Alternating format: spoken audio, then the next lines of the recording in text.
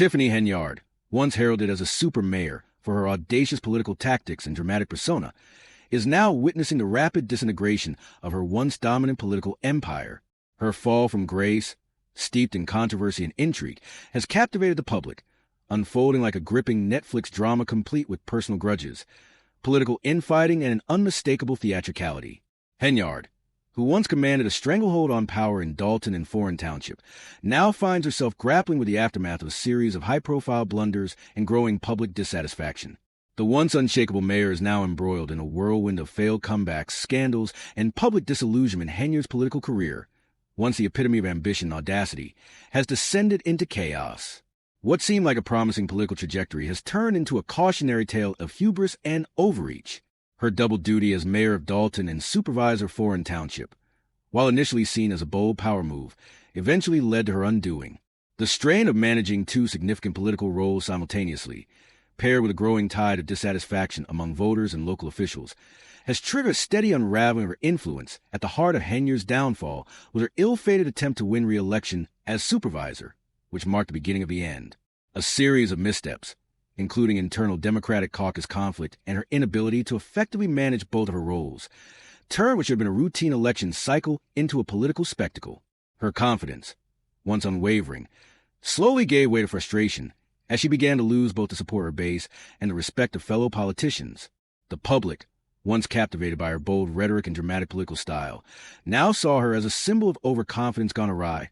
But the most telling moment in Henyard's fall was a dramatic exclusion of her name from the ballot. The move sent Henyard into a fury, and her public outburst was nothing short of a spectacle. She stormed out of the meeting, loudly expressing her displeasure to anyone within earshot, her demeanor far removed from the dignified composure expected of a seasoned politician. Her supporters, already agitated, began shouting at her, demanding that she leave with a kiss and bid them farewell. This chaotic exit only served to highlight the depth of Henyard's unraveling. With her inability to handle the situation now firmly on public display, this embarrassing moment was more than just a show of frustration. It revealed the deeper issues within the political system and Henyard's crumbling campaign. The exclusion stemmed from an obscure and forgotten caucus rule that had not been enforced in over 30 years. These antiquated guidelines ultimately led to the disqualification of Henyard's slate of candidates, dealing a crushing blow to her re-election bid. To be eligible for ballot, her slate needed to fill 8 township roles, including positions like assessor and highway director. But Henyard's failure to meet these basic requirements doomed her candidacy. As Henyard's political empire continued to collapse, her fate was sealed by her own actions and attitudes. Her once formidable reputation as a political juggernaut, built on bold promises and daring actions, crumbled in the face of mounting public scrutiny. Yet it wasn't just her political missteps that contributed to her demise. It was her inability to adapt when confronted with the changing dynamics of local politics. In a political arena that increasingly valued pragmatism over bravado, Henyard's penchant for confrontation and spectacle became liabilities rather than assets, adding fuel to the fire. Henyard's primary political rival, Democratic committeeman Napoleon Harris, played a pivotal role in her disqualification. Harris, a state senator from Foreign Township, swiftly acted to ensure that caucus rules were strictly enforced, effectively sealing Henyard's fate. His decision to disqualify her slate of candidates sent shockwaves through Henyard's camp and left her supporters in a state of disbelief. To Harris, his actions were justified as a necessary measure to uphold party integrity. But to Henyard and her followers, his intervention appeared to be a calculated attempt to undermine her and secure his own political future. Harris, for his part, positioned himself as a champion of party discipline. But Henyard and her supporters viewed his maneuvering as a political power grab designed to displace her from the race and clear a path for Harris's own rise. As Henyard's empire continued to crumble, the tension between her camp and Harris's supporters deepened. The battle for control over Thornton Township was no longer just about local governance. It was a personal struggle for political survival. Henyard, feeling both betrayed and disrespected, was resolute in her determination to fight back. She refused to go quietly, even as her political future seemed increasingly uncertain. The disqualification was more than just a tactical blow. It was, in Henyard's view, a direct attack on her career and personal dignity. She believed that her exclusion from the ballot was a calculated conspiracy aimed at silencing her. One of her primary grievances was the chaotic caucus process itself, which she felt had been rigged against her.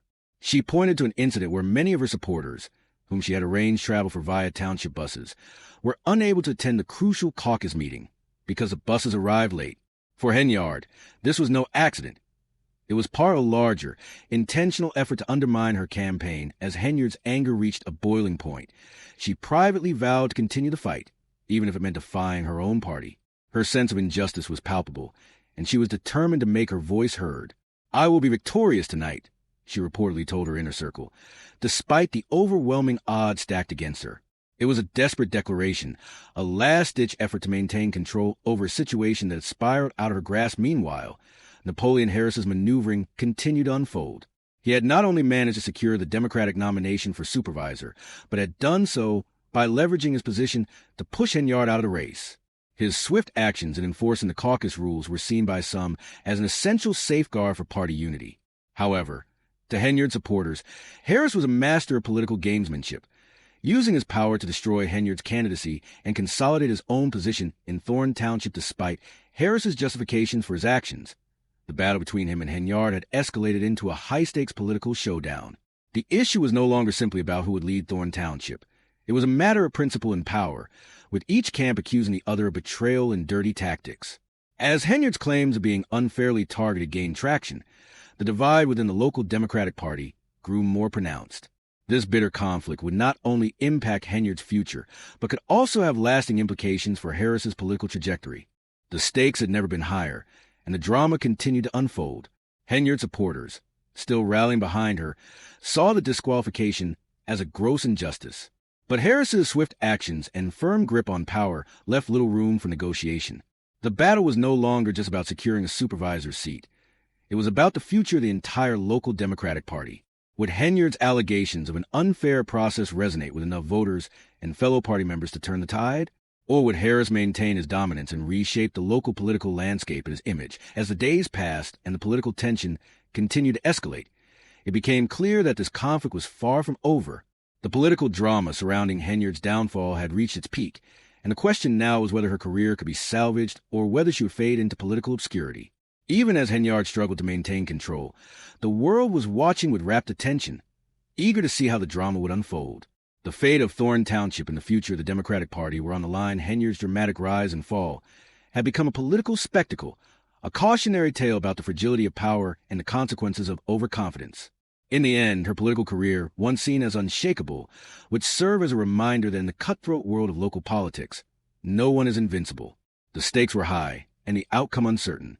As the political community held its breath, the final chapter of this high-stakes saga would determine the fate of Henyard Harris and the future of Thorne Township politics.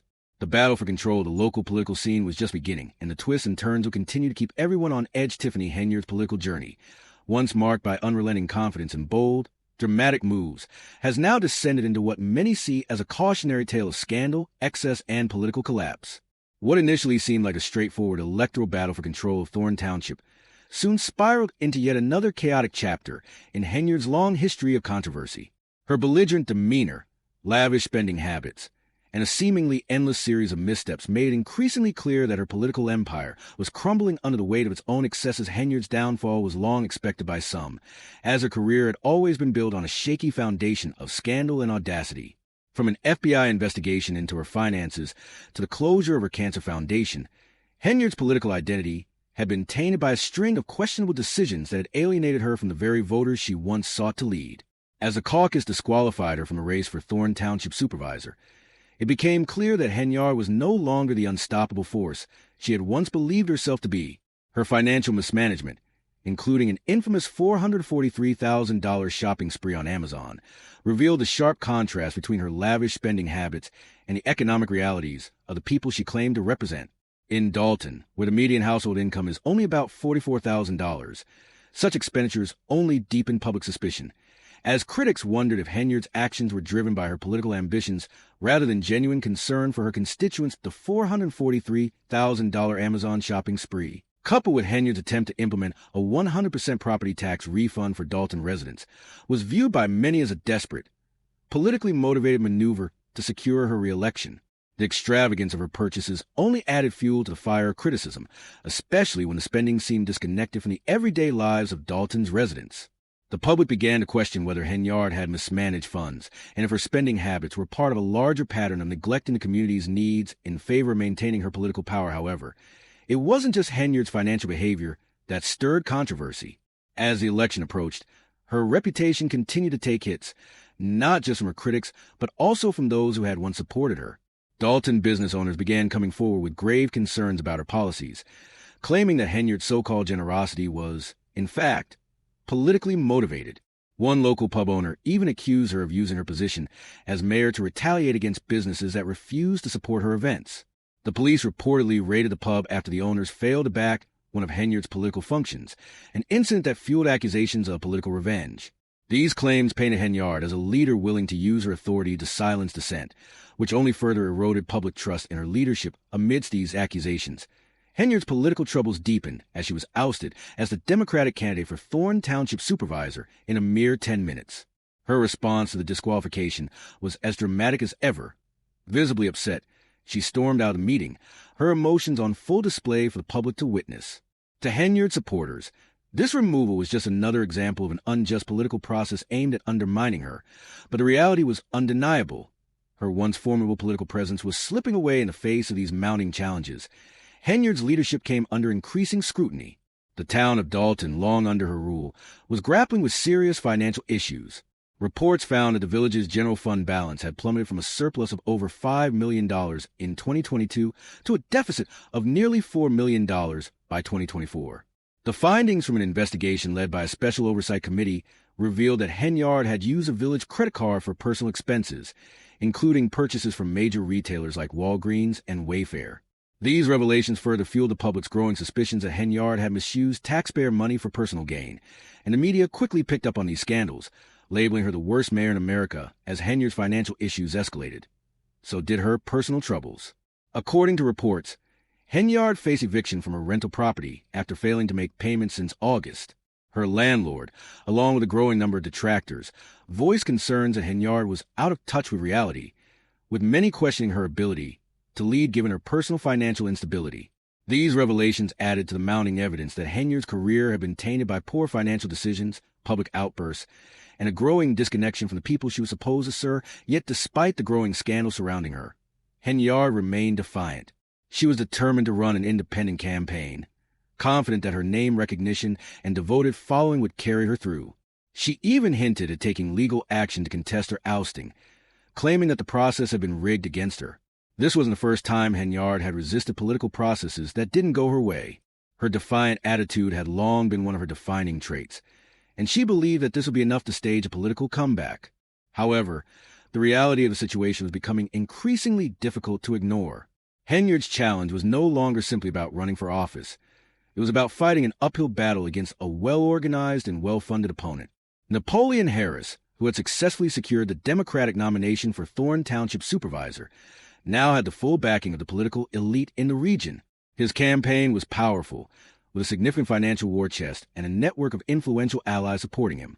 In contrast, Henyard was facing an uphill struggle not only because of her tarnished reputation, but also because of the growing list of legal, financial, and personal problems that seemed to plague her every move. Henyard's confidence remained unshaken, but it was increasingly clear that the odds were stacked against her.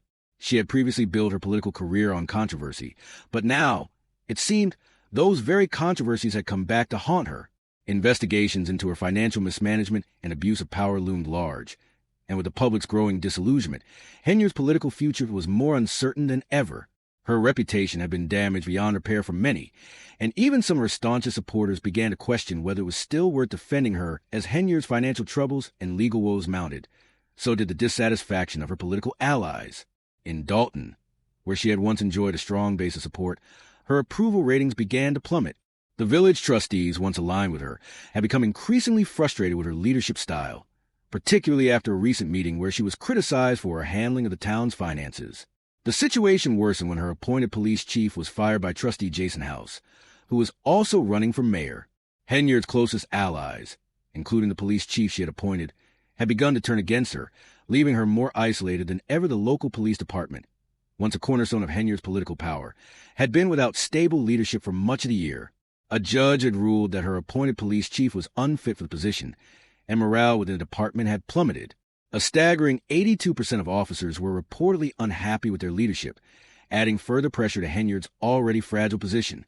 These internal fractures within her political base only served to underscore the growing sense that her time as mayor was quickly coming to an end despite these mounting challenges. Henyard remained adamant that she would prevail. She had compared her situation to that of Donald Trump, viewing herself as a figure who could overcome political adversity and defy the odds. However, this comparison may have been more aspirational than reflective of the reality she faced. While Trump had managed to tap into a populist movement, Henyard's political rise had been marked by scandal and mismanagement. Leaving her with little of the political infrastructure that had supported her in the past, the odds continued to stack up against her as her political and financial troubles deepened. An investigation into Henyard's financial dealings, including her alleged misuse of public funds, threatened to derail her political career for good.